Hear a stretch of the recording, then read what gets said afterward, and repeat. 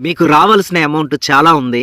కానీ అది రాకుండా కొంతమంది ఆటంకపరచడం మూలాన ఆ మనీ అనేది హోల్డ్‌లో ఉంది. మీకు రావాల్సిన జాబ్ ఉంది. కానీ అది మీకు వచ్చినట్లే ఉంది గానీ, కొంతమంది ఆటంకం పరచడం మూలాన ఆ జాబ్ అనేది మీ దాకా రావట్లేదు. మీకు వివాహం అనేది నిశ్చయించబడింది. కానీ హోల్డ్‌లో పడింది. సస్పెన్స్‌లో ఉంది. జరుగుద్దా లేదా అనేది చెప్పలేని పరిస్థితిలో ఉంది. అలాగనే మీ డెవలప్‌మెంటు అనేది మీరు డెవలప్‌మెంట్ అవ్వాలి. కానీ అవ్వకుండా కొంతమంది ఆటంకపరుస్తా ఉన్నారు. దేవుడు ఈ రోజున నీతో మాట్లాడుతున్నాడు. ఈ 2026 సంవత్సరంలో నీ డెవలప్‌మెంట్‌ని ఎవ్వరు ఆపలేరు. Nobody cannot stop your development in 2026. ఈ యొక్క వీడియోని మీరు చూస్తున్నారు అంటే దేవుడు మీతో మాట్లాడాలనుకుంటున్నాడు. దేవుడు మిమ్మల్ని దర్శించాలనుకుంటున్నాడు. దేవుడు మీతో తన వాక్కును తెలియపరచాలని ఆశపడుతున్నాడు. స్కిప్ చేయకుండా ఈ యొక్క వీడియోని ఆఖరి వరకు కూడా వీక్షించండి. దేవుడు నీ ఆటంకాలను తొలగించి నిన్ను ఈ సంవత్సరమున అభివృద్ధి చేయాలని, డెవలప్మెంట్ చేయాలని ఆశ కలిగి ఉన్నాడు. ఈ 2026 డిసెంబర్ లోపు దేవుడు నీకు అత్యధికంగా డెవలప్మెంట్ ఇవ్వాలని, నిన్ను విస్తరింప చేయాలని, నీకు పేరు ప్రఖ్యాతులు కలుగు చేయాలని ప్రభు ఆశపడతా ఉన్నాడు. కాబట్టి ఈ యొక్క మాటలు నీ కొరకే. తర్వాత చూద్దాం, ఇవన్నీ కూడా నమ్మకూడదు అని అవిశ్వాసంతో ఉండవద్దు, నిర్లక్ష్యంతో ఉండవద్దు. దేవుడు నీతో మాట్లాడాలని ఆశపడతా ఉన్నాడు. నేను చెప్తున్నాను, ఈ రోజున దేవుడు నిన్ను అత్యున్నతమైన విజయపు మార్గంలో నడిపించాలని ఆశపడతా ఉన్నాడు. కాబట్టి ఈ యొక్క వీడియో ద్వారా దేవుడు నీతో మాట్లాడి నిన్ను దర్శించి తన ఆత్మను నీ యందు కుమ్మరించునుగాక. వీడియోలోకి వెళ్ళే ముందు దయచేసి మీరు యొక్క వీడియోను ఒక లైక్ చేయండి. అలాగనే ఈ ఛానల్ సబ్స్క్రైబ్ చేయండి. కామెంట్స్లో యేసయ్య నన్ను అభివృద్ధి చేస్తాడు అని రాయండి. కామెంట్స్లో యేసయ్య నన్ను అభివృద్ధి చేస్తాడు అని రాయండి. సో ఈ రోజున మీ జీవితంలో మీరు చాలా ఆటంకాలను ఎదుర్కొంటున్నారు. అంటే మీ యొక్క అభివృద్ధికి ఆటంకాలు అనేవి ఈ రోజున కలుగుతున్నాయి. మీ బిజినెస్లో కానీ, ఉద్యోగంలో కానీ, మీ చదువులో కానీ, లేకపోతే మీ యొక్క కుటుంబ వ్యవస్థలో కానీ అనేకమైన విషయాల్లో మీకు అనేక ఆటంకాలు కలుగుతూ ఉన్నాయి. అంటే ఏంటి అంటే, మీరు చేసిన పనిని వేరే వాళ్ళు ఏం చేస్తున్నారంటే నష్టపరుస్తున్నారనమాట. అంటే వేరే వాళ్ళ ద్వారా మీకు నష్టం కలుగుతూ ఉంది. ఇతర వ్యక్తులు మీరు చేసే ప్రయత్నాలన్నీ కూడా సక్సెస్ అయినప్పటికీ కూడా వేరే వాళ్ళు వచ్చి ఏం చేస్తున్నారంటే మిమ్మల్ని అభివృద్ధి కాకోకుండా ఆటంకపరుస్తూ ఉన్నారు. సో ఈ యొక్క విషయాలను ఈ రోజున ఒక్కొక్కటిగా మన వాక్య ధ్యానంలో నుండి ధ్యానం చేద్దాం. మొదటిగా ఆదికాండం 26వ అధ్యాయం 1 నుంచి 22 వచనాలు చదువుకుందాం. చూడండి, దేవుడు నీతో ఖచ్చితంగా మాట్లాడతాడు. ఈ యొక్క వీడియో చాలా బాగుంటుంది. చాలా విషయాలు దేవుడు నీతో మాట్లాడతాడు. కాబట్టి జాగ్రత్తగా ఈ యొక్క వీడియోని ఆఖరి వరకు కూడా వీక్షించు. దేవుడు మిమ్మల్ని దీవించును గాక. హైప్ అనే ఆప్షన్ ఉంటుంది, అందులో కూడా క్లిక్ చేసి హైప్ పాయింట్స్ ఇవ్వండి. సో వాక్య ధ్యానంలోకి వెళ్దాం. ఆదికాండం 26వ అధ్యాయం 1 నుండి 26 వచనాలు ధ్యానం చేద్దాం. 22 వరకు ధ్యానం చేద్దాం. ఒక్కొక్కటి వాక్యం చదువుతూ నేను మీకు వివరిస్తాను. చూడండి, అబ్రహాము దినములలో వచ్చిన మొదటి కరువు గాక మరి ఒక కరువు ఆ దేశంలో వచ్చెను. అప్పుడు ఇస్సాకు గెరారులోనున్న ఫిలిస్తీన్ల రాజైన అబీమెలెకు నొద్దకు వెళ్ళెను. అక్కడ యెహోవా అతనికి ప్రత్యక్షమై, నీవు ఐగుప్తులోనికి వెళ్ళక నేను నీతో చెప్పు దేశమందు నివసించుము. ఈ దేశమందు పరవాసి అయి ఉండుము. నేను నీకు తోడై ఉండి నిన్ను ఆశీర్వదించేదను. ఏలయనగా నీకును నీ సంతానమునకును ఈ దేశంలోని వచ్చి నీ తండ్రి అయిన అబ్రహాముతో నేను చేసిన ప్రమాణం నెరవేర్చి ఆకాశ నక్షత్రముల వలె నీ సంతానమును విస్తరింపచేసి ఈ దేశంలోని నీ సంతానమునికి ఇచ్చేదను. నీ సంతానం వలన సమస్త భూలోకంలోని సమస్త జనులు ఆశీర్వదింపబడుదురు. ఏలయనగా అబ్రహాము నా మాట విని నేను విధించిన దాని నా ఆజ్ఞలను, నా కట్టడలను, నా నియమాలను గైకొనని చెప్పాను. ఇక్కడ కరువు ఒకటి వచ్చింది. ఆ దేశంలో కరువు వచ్చింది. ఇస్సాకు అనే దేవుని యొక్క భక్తుడు గెరారు అనే ఒక ప్రాంతంలో ఫిలిస్తీన్లకు రాజుగా ఉన్న అబీమెలెకు అనే ఆయన యొద్దకు వెళ్ళాడు. దేవుడు అప్పుడు అతనికి ప్రత్యక్షమయ్యి, ఇక్కడ పరదేశిగా అంటే ఒక స్ట్రేంజర్గా ఉండు, నేను నీకు తోడై ఉంటాను, నిన్ను ఆశీర్వదిస్తాను. సో ఆకాశ నక్షత్రముల వలె నీ సంతానాన్ని విస్తరింపచేసి నువ్వు పరదేశిగా పరవాసిగా ఉన్న ఈ ప్రాంతానికే నిన్ను యజమానుడిగా నీ కుటుంబాన్ని ఆశీర్వదించి ఇక్కడ ఈ ప్రాంతాన్ని అంతా నిన్ను అప్పచెప్తానని దేవుడు తెలియపరిచి ఉన్నాడు. ఈ రోజున మీరు కూడా మీ జీవితంలో కూడా ఈ రోజున కరువు వచ్చింది.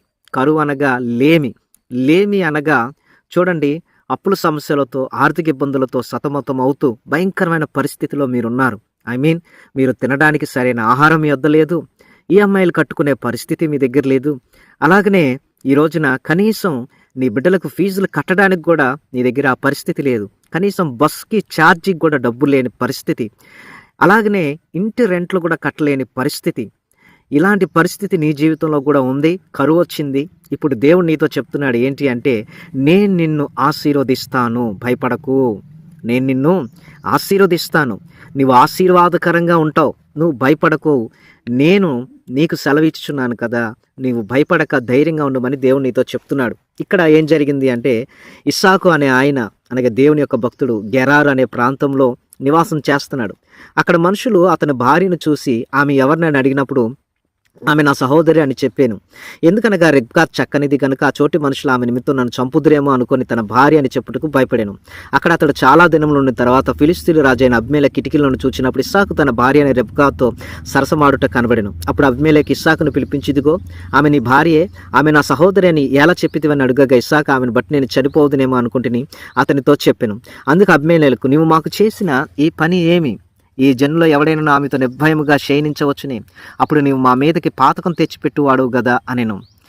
అబీమెలెకు, ఈ మనుషుల జోలికైనను ఇతని భార్య జోలికైనను వెళ్ళువాడు నిశ్చయముగా మరణశిక్ష పొందునని తన ప్రజలందరికీ ఆజ్ఞాపించాడు. చూడండి, ఇస్సాకు గెరారులో ఉన్నాడు, అనగా కరువు ప్రాంతంలో ఉన్నాడు. అక్కడ చోటు మనుషులు మంచివాళ్ళు కాదు. ఇస్సాకు యొక్క భార్య పేరు రిబకా. ఆమె చాలా అందంగా ఉంటుంది, ఆమె చాలా బాగుంటుంది. అయితే అక్కడ ప్రజలందరూ కూడా ఆమెను చూశారు.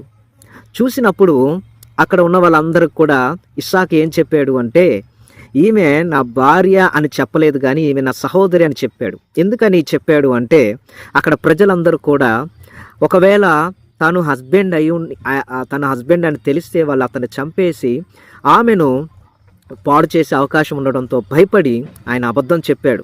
కానీ ఒక రోజున రిబకా ఇస్సాకు యొక్క భార్య అని తెలిసినప్పుడు అక్కడ ఉన్న రాజు చెప్పాడు కదా, ఇదిగో నువ్వు ఇలా ఎందుకు చెప్పావు, ఇక్కడ ఉన్నవాళ్ళు ఏదైనా చేస్తే ఏం చేస్తావు అని చెప్పి ఇతని భార్య జోలికైనా ఎవరైనా వెళితే మరణశిక్ష పొందుతారు అని ఆజ్ఞాపించి ఉన్నాడు. ఈ రోజున నా ప్రియ దేవుని బిడ్డ, ఈ యొక్క వాక్యాన్ని వింటున్న నీతో దేవుడు మాట్లాడుతున్నాడు. నీ విషయంలో కూడా ఇదే జరుగుతుంది. ఏంటి అంటే, ఈ రోజున నీ భార్య విషయంలో నువ్వు బాధపడుతూ ఉన్నావు, నీకు కుమార్తెలు ఉన్నారు, వాళ్ళ గురించి నువ్వు భయపడుతున్నావు. నీ భార్యకి ఎవరైనా అపాయం తలపెడతారేమో, ఆమెను ఎవరైనా కానీ సొంతం చేసుకుంటారేమో అని నువ్వు భయపడుతున్నావు. లేకపోతే నీ భర్తను ఎవరో ఒకళ్ళు సొంతం చేసుకుంటారేమో, నీ భర్త ఏదైనా తప్పు చేస్తాడేమో నువ్వు భయపడుతున్నావు. ఎందుకనగా నువ్వు ఉన్న ప్రదేశం అలాంటిది. అయితే దేవుడు చెప్తున్న మాట ఏంటి అంటే, ప్రియ దేవుని బిడ్డలారా, దేవుడు నమ్ముకున్న బిడ్డలకి అలాంటి కీడు అపాయం రాకుండా దేవుడు కాపాడుతాడు. సో ఇస్సాకు ఈ భార్య జోలికి ఎవరు వెళ్ళకూడదు, వెళితే మరణశిక్ష పొందుతారని కఠినముగా ఆజ్ఞాపించాడు. ఈ రోజున నీ జీవితంలో కూడా అదే జరిగిద్ది. నీ భార్య, మీ వైఫ్ అయినా లేకపోతే మీ హస్బెండ్ అయినా వాళ్ళ జోలికి ఎవ్వరు వెళ్లకుండా దేవుడు కాపాడుతాడు. ఒకవేళ వెళితే వాళ్ళు మరణశిక్ష పొందుకుంటారు. కాబట్టి భయపడవద్దు. నీ భార్యని, నీ భర్తను, లేకపోతే నీ కుమార్తెలను, నీ కుమారులను దేవుడు కాపాడుతాడు. వాళ్ళ హాస్టల్లో ఉండని, లేకపోతే ఉద్యోగ నిమిత్తం అర్ధరాత్రులు ఎక్కడికైనా వెళ్ళి వస్తున్న దేవుని కాపుదల ఉంటుంది. భయపడొద్దు. ఇస్సాకు ఆ దేశమందున్న వాడి విత్తనం వేసి ఆ సంవత్సరం 100 ఫలం పొందెను. యెహోవా అతను ఆశీర్వదించును గనుక ఆ మనుషుడు గొప్పవాడైన అతను మిక్కిలి గొప్పవాడు వరకు క్రమక్రమంగా అభివృద్ధి పొందుతొచ్చును. అతని గొర్రెలాస్తియు గొడ్లాస్తియు దాసులు గొప్ప సమూహం కలిగినందున ఫిలిస్తీయులు అతని యందు అసూయపడిరి. అతని తండ్రి అయిన అబ్రహాం దినంలో అతని తండ్రి దాసులు త్రవ్విన బావులన్నింటిని ఫిలిస్తీయులు మన్ను పోసి పూడ్చివేసిరి. చూడండి ప్రియ దేవుని బిడ్డలారా, దేవుడు ఇస్సాకును ఆశీర్వదించాడు. కరువు దేశం, గెరారు అనే అన్యుల దేశంలో ఆ కరువు కాలంలో ఆ సంవత్సరం విత్తనం వేసి 100 ఫలం పొందాడు. దేవుడు అతను గొప్పవాడు చేశాడు. ఇంకా క్రమక్రమంగా అభివృద్ధి పొందుతూ వచ్చాడు. ఈ సంవత్సరం, ఈ 2026 సంవత్సరంలో నీ అభివృద్ధిని కూడా ఎవ్వరూ ఆపలేరు. దేవుడు నీకు ఆస్తిని ఇస్తాడు. ఈ సంవత్సరమున అనేకులు అసూయపడేలాగా దేవుడు చేస్తాడు. అయితే ప్రియ దేవుని బిడ్డలారా, ఇక్కడ రాయబడి ఉన్న మాటలు మీరు చాలా జాగ్రత్తగా చదవండి. అబ్రహాము దినంలో అతని తండ్రి దాసులు తవ్విన బావులన్నింటిని ఫిలిస్తీయులు మన్ను పోసి పూడ్చివేసిరి. అనగా అబ్రహాము అనేక బావులను తవ్విచ్చాడు, కానీ ఆ బావులన్నింటిని కూడా ఫిలిస్తీయులు మన్ను పోసి పూడ్చేశారు. అబీమెలెకు అంటున్నాడు, నువ్వు మాకంటే బహు బలము గలవాడు గనక మా యుద్ధ నుండి వెళ్ళిపోమని ఇస్సాకుతో చెప్పగా ఇస్సాకు అక్కడ నుండి వెళ్ళి గెరారు లోయలో గుడారం వేసుకుని అక్కడ నివాసం ఉన్నాడు. సో ఇక్కడ ఏం జరిగిందనేది నేను మీకు వివరిస్తాను. అప్పుడు తన తండ్రి అయిన అబ్రహాం దినంలో త్రవ్విన నీళ్ళ బావులు ఇస్సాకు తిరిగి త్రవ్వించెను. ఎలా అనగా అబ్రహాం మృతి పొందిన తర్వాత ఫిలిస్తీయులు వాటిని పూడ్చివేసిరి. అతను తన తండ్రి వాటికి పెట్టిన పేల చొప్పున తిరిగి వాటికి పేలు పెట్టెను. మరి ఇస్సాకు దాసులు ఆ లోయలో త్రవ్వగా జలలు గల నీళ్ళ బావి దొరికెను. అప్పుడు గెరారు కాపరులు ఇస్సాకు కాపరులతో జగడమాడి ఈ నీరు మాదే అని చెప్పిరి గనుక వారు తనతో కలహించినందున అతడు ఆ బావికి ఎషేక్ అని పేరు పెట్టెను. వారు మరి ఒక బావి తవ్వినప్పుడు దాని కొరకును జగడమాడిరి గనుక దానికి షిత్నా అని పేరు పెట్టెను. అతడు అక్కడి నుండి వెళ్ళి మరి ఒక బావి త్రవ్వించను. దాని విషయమై వారు జగడమాడలేదు గనుక అతడు ఇప్పుడు యెహోవా మనకు ఎడం కలుగు చేసినాడు గనుక ఈ దేశమందు అభివృద్ధి పొందుదాం అనుకుని దానికి రెహబోత్ అని పేరు పెట్టెను. అక్కడ నుండి అతడు బేర్షబాకు వెళ్ళెను. చూడండి ప్రియా దేవుని బిడ్డలారా, ఇస్సాకు అక్కడ నుండి తరిమివేయబడ్డాడు, అనగా గెరారు అనే ప్రాంతం నుండి వెలివేయబడ్డాడు. ఈ రోజున నీవు కూడా ఒక ప్రాంతం నుండి ఇంకో ప్రాంతానికి వెలివేయబడినట్లయితే భయపడవద్దు, దేవుడు నీకు తోడుగా ఉన్నాడు. ఆయన మొదటగా ఒక బావిని త్రవ్వాడు, అందులో నీళ్లు పడ్డాయి, జలలు గల నీళ్లు పడ్డాయి. ఫిలిస్తీన్లు వచ్చి ఏం చేశారంటే ఇది మాదే అని చెప్పి గొడవాడి ఏం చేశారంటే అక్కడ గెరారు కాపరులు వచ్చి ఇస్సాకు కాపరులతో గొడవాడి ఈ నీరు మాదే అని చెప్పిరి. వాళ్ళు కలహించినందున ఆ బావికి ఎషేకి అని పేరు పెట్టాను. అంటే వీళ్ళు కష్టపడి ఆ బావిని తవ్వితే అందులో నీళ్లు పడితే వేరే వాళ్ళు వచ్చి గొడవాడి దాన్ని తీసేసుకున్నారు. మళ్ళీ ఇంకో బావి తవ్వి అక్కడ కూడా గొడవాడి అక్కడ కూడా దాన్ని ఏం చేశారంటే వేరే వాళ్ళు తీసేసుకున్నారు. మళ్ళీ వెళ్ళాడు, మళ్ళీ బావి త్రవ్వాడు, అక్కడ జగడమాడలేదు, దేవుడు అభివృద్ధి చేశాడు, దేవుడు కాపాడాడు అనుకొని దానికి రెహబోత్ అనే పేరు పెట్టాడు. ఇక్కడ చూడండి, జగడమాడు విరోధము అనగా మొదట త్రవ్వినప్పుడు జగడమాడారు, రెండో త్రవ్వినప్పుడు విరోధం కలిగింది. ఈ రోజున మీరు కూడా ప్రియా దేవుని బిడ్డలారా, మీరు అనేక ప్రయత్నాలు చేస్తున్నారు. అంటే మీరు కూడా అనేక ప్రయత్నాలు చేస్తున్నారు. సో మీరు చేసే ప్రతి ప్రయత్నాన్ని వేరే వాళ్ళు ఏం చేస్తున్నారు అంటే దాన్ని నాశనం చేయడానికి ప్రయత్నం చేస్తూ ఉన్నారు. ఎన్నోసార్లు నువ్వు ఫెయిల్ అయ్యావు, డిఎస్సికి లేకపోతే టెట్కి నువ్వు రాసావు, ఫెయిల్ అయ్యావు. అలాగనే ఈ ఉద్యోగానికి అప్లై చేసావు, ఫెయిల్ అయ్యావు. అనేకమైన విషయాల్లో నువ్వు ఫెయిల్ అవుతూ వస్తున్నావు. కానీ ఇస్సాకు ఒకసారి ప్రయత్నం చేశాడు, అది ఇబ్బంది కలిగింది. రెండోసారి ప్రయత్నం చేశాడు, అది కూడా ఇబ్బంది కలిగింది. కానీ మూడోసారి కూడా ప్రయత్నం చేశాడు, అప్పుడు ఆయన విజయాన్ని పొందుకున్నాడు. కాబట్టి ప్రియా దేవుని బిడ్డలారా, నీవు కూడా ఉద్యోగ విషయంలో మరలా ప్రయత్నం చేయి, వివాహ విషయంలో మరలా ప్రయత్నం చేయి, సంతాన విషయంలో మరలా ప్రయత్నం చేయి, డబ్బు విషయంలో మరలా ప్రయత్నం చేయి. నువ్వు 1, 2, 3, 4, 10, 15 ఎన్నిసార్లు ప్రయత్నం చేయి. ఏదో ఒక రోజున ఇస్సాకు ఎలాగైతే ఆ బావి విషయంలో తిరిగి ఆయన త్రవ్విన బావి ఎవరు గొడవాడుకోకుండా దేవుడు తిరిగి తనకు అంటూ సొంతగా ఇచ్చి ఉన్నాడో అలాగనే నీ విషయంలో కూడా దేవుడు అలాగే చేస్తాడు. కాబట్టి ఈ సంవత్సరమున దేవుడు నిన్నేం చేస్తాడు అంటే నువ్వు అడుగుపెట్టు ప్రతి స్థలాన్ని దేవుడు ఆశీర్వదిస్తాడు. ఈ 2026 సంవత్సరంలో నీ డెవలప్మెంట్ ఎవ్వరు ఆపలేరు. Nobody cannot stop your development in 2026.